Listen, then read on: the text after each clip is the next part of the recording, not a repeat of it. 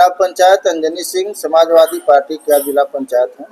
मैं आपसे जानना चाहता हूं कि जिले में मनरेगा योजना भ्रष्टाचार की भेंट से हुई, इस पर आप क्या कहना चाहते हैं? जय हिंद। बहुत बहुत धन्यवाद आप सभी का, आप सभी पत्रकार बंधुओं को मेरी तरफ से धन्यवाद। और इस बात के लिए और धन्यवाद देना चाहूंगा कि आप लोग बड़ा बढ़िया सवाल किए हैं हमसे। देखिए, मनरेगा में आए दिन हम देख रहे हैं, खबर छप रही है और सोशल मीडिया पे भी हम पढ़ने को मिल रहा है, इस ब्लॉक में, इस गांव में, ऐसे वैसे। देखिए, मैं सभी पत्रकार बंधुओं से ये कहूंगा, आग्रह करूंगा कि आप लोग मिल करके हमारी आवाज को सरकार तक पहुंचाइए। दरअसल देखिए, जो मनरेगा में भ्रष्टाचार का जो आरोप लगाया जा रहा है, दरअसल ये भ्रष्टाचार है नहीं, यह एक व्यवस्था है। और यह व्यवस्था चाहे वो ग्राम प्रधान हो, चाहे क्षेत्र पंचायत हो, प्रमुख हो, उसका क्षेत्र पंचायत का प्रमुख हो, चाहे जिला पंचायत हो, चाहे जिला पंचायत का अध्यक्ष हो, चाहे जो भी लोग मनरेगा का काम कर रहे हैं, चाहे ठेकेदार हो, ये सबके सामने कानूनी एक ऐसी व्यवस्था है कि वो कानून ऐसे लग रहा है कि वो भ्रष्टाचार करवा रहा है, जबकि भ्रष्टाचार करने के लिए कोई तैयार नहीं है। न प्रधान तैयार है, न प्रमुख तैयार है, न जिला पंचायत तैयार है, न ठेकेदार तैयार है। लेकिन अगर कहीं भी अगर ऐसा देखने में आ रहा है तो इसके पीछे सिर्फ सरकार का कानून जिम्मेदार है। कारण बताएं। कारण देखिए भैया, आप पत्रकार बंधु हैं, आप अच्छी तरीके से समाज में घूम रहे हैं, देख रहे हैं हर जगह। और मैंने यहाँ तक देखा कि हाजिरी ऐसे लग रही वैसे लग रही है।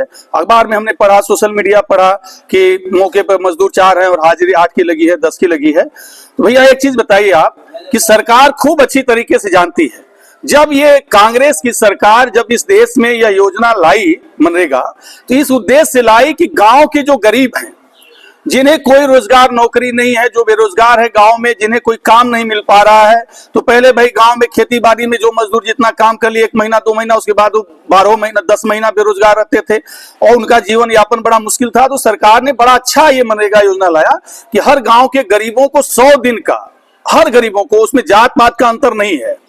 लोग, ये भी पेपर में पढ़ता हूं, बड़ा दुख होता है, लिखते हैं लोग ठाकुर का मनरेगा, ठाकुराइन मनरेगा कर रही है, ठाकुर मनरेगा कर रहा है। उसमें कहां मनरेगा में ठाकुर ठाकुराइन ब्राह्मण की कोई बात नहीं है। सरकार ने यह नियम बनाया कि गांव का कोई भी व्यक्ति जो गरीब है, उसे, किसान है, जो श्रमिक है, गांव के हर नागरिक को 100 दिन के रोजगार की गारंटी दे रही सरकार, ताकि वो 100 दिन अपना रोजगार करे और उस पैसे से अपने बच्चों का पालन पोषण करे।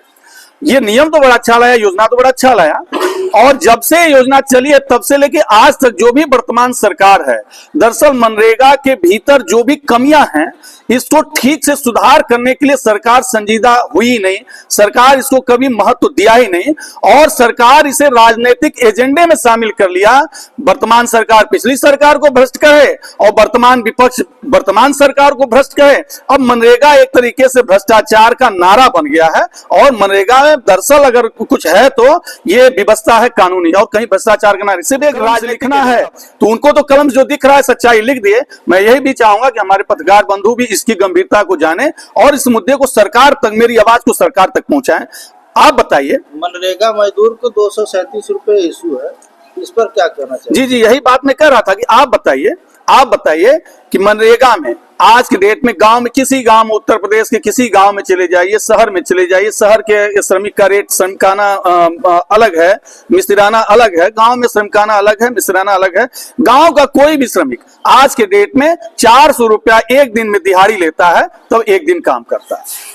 उसके अलावा एक मिस्त्री गांव में 600 रुपया दिहाड़ी लेता है तो एक दिन काम करता है। इस योजना के तहत देश में अनेकों प्रदेश में अनेकों मजदूरी दर्ज की गई है, इस पर क्या कहना चाहिए? देखिए, सरकार ने योजना चला दिया, ये केंद्र की योजना है, लेकिन आप पत्रकार बंधु हैं, आपको प्रदेश सरकार का जो मुख्यमंत्री होता है वो भी अपने प्रदेश का प्रधानमंत्री होता है और केंद्र सरकार जो सहूलियत, जो योजना हर प्रदेशों को लागू कर रही है, ये मुख्यमंत्री के विवेकाधीन है कि मुख्यमंत्री अपने कोष से केंद्र की योजना में कितना पैसा जोड़ करके मनरेगा में कहां का श्रमिकाना कितना कर देगा। तो जिन राज्यों के मुख्यमंत्री जैसा चाह रहे हैं वहां वैसा श्रमिक जो है रेट लागू किया गया है। और यहाँ हमारे यहाँ आज के डेट में 237 रुपया भैया मिल रहा है मजदूरी एक श्रमिक को, 350 रुपया एक मिस्त्री को। आप बताइए कि कहाँ 600 रुपया, 250 रुपया एक मिस्त्री पे कम, 237 रुपया और 400 रुपया तो आप बताइए कि जो भी ठेकेदार, जो भी प्रधान मनरेगा से काम करा रहा है, सरकार उसे 237 रुपया दे रही है, लेकिन वो मौके पर किसी श्रमिक को लगा रहा है तो उस प्रधान या ठेकेदार को या जिला पंचायत या क्षेत्र पंचायत जो लोग भी काम करा रहे हैं उनको 600 रुपया 400 रुपया देना पड़ता है। यही वो कारण है कि एक हाजिरी की जगह 2 हाजिरी नहीं लगेगा तो भ्रष्टाचार कहां है इसमें? प्रधान क्या घर से पैसा फूंक करके प्रधानी करेगा? जिला पंचायत का घर खेत बेच करके प्रधानी करेगा?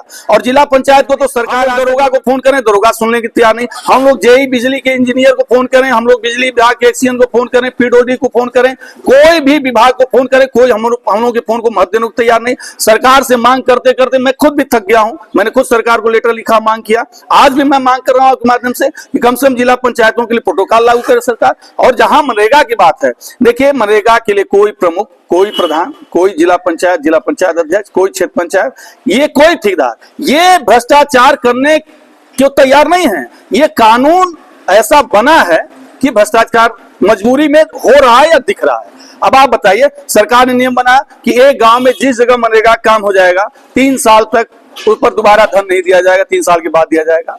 अगर इस लिहाज से देखा जाए तो 15वां पंचम वित्त में कितना पैसा आता है, एक गांव का प्रधान कितना विकास करा पाएगा। हर लोगों की एक मानना हो गया कि प्रधान बन गए तो मेरी गली बनवा दें, मेरा घर बनवा दें, मेरा शौचालय बनवा दें, गैस फ्री दिला दें, सारा कुछ मेरे प्रधान, जिला पंचायत और क्षेत्र पंचायत जो चुनाव प्रतिनिधि लड़ता है, विधायक सांसद, इनकी जिम्मेदारी हो जाती है। हम लोग प्रतिनिधि लोग, चाहे सांसद भी गाली सुनता है, विधायक भी गाली सुनते हैं, जिला पंचायत भी गाली सुनता है, प्रधान भी गाली सुन रहा है, हम लोग जनता की गाली सुन रहे हैं, जनता का ठोकर खा रहे हैं। जनता हमें चुनी है, हमारे विकास कराना हमारी जिम्मेदारी है, लेकिन अब सरकार के जो कानून बने उसके तहत ही तो भैया 237 रुपया सरकार देगी और 400 रुपया श्रमिक लेगा, तो बताइए कहां से ये मजदूरी एक्स्ट्रा कहां से दिया जाएगा। सरकार ईंटा का पैसा जितना देती है, आज की डेट में सरकारी ईंटा का रेट आप पत्रकार बंधु जान लीजिए, सरकारी ईंटा का रेट, सरकारी बालू का रेट आप जान लीजिए, गिट्टी का रेट, छड़ का रेट आप जान लीजिए और तुलना कर लीजिए कि जमीन पर बाजार में ईंटा, बालू, गिट्टी, सीमेंट कितने का मिल रहा है।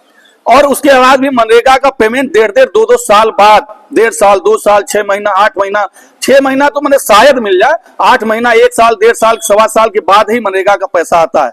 काम एडवांस करा लीजिए, घर का पैसा लगा करके 1.5 साल, 2 साल बाद जब पैसा आएगा, आप बताइए कि कौन सा श्रमिक बंधु आज काम करेगा और 1.5 साल पैसा इंतजार करेगा, मुझे 1.5 साल बाद पैसा मिलेगा। इसलिए मनरेगा में कोई श्रमिक मौका पर जाकर के काम करने को तैयार नहीं है।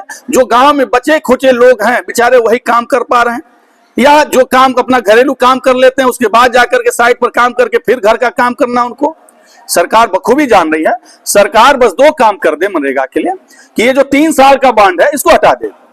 जो 1 साल 3 साल में जो हम लोग 10 लाख 20 लाख का टेंडर करा रहे हैं, जिला पंचायत, क्षेत्र पंचायत, ग्राम पंचायत या जो भी ग्राम सभा के माध्यम से, उसको सरकार हर 6 महीने पे कच्चा काम कराए, कम पैसे का काम कराए और हर 6 महीने पे, साल में 12 महीने का साल है, 6 महीने पर हर 6 महीने के बाद वहां मिट्टी कार्य कराया जाए। मिट्टी का जो है अनुपात जो है घन मीटर में कम कर दे कि एक बार में इतना घन मीटर, एक बार में इतना घन मीटर, ऐसे करके कराए। और जो भी मौका पर जाकर के श्रमिक काम कर रहे हैं उनकी जो वर्तमान गांव की दिहाड़ी है उसको सरकार देना शुरू कर दे, या तो सरकार यह नियम लागू कर दे कि जो सरकार अपना मजदूरी तय करे उसी पर पूरे देश के श्रमिक काम करें। सरकार को इस पर सोचना चाहिए और सरकार अगर इसका पेमेंट जल्दी करे तो ठीक हो जाए।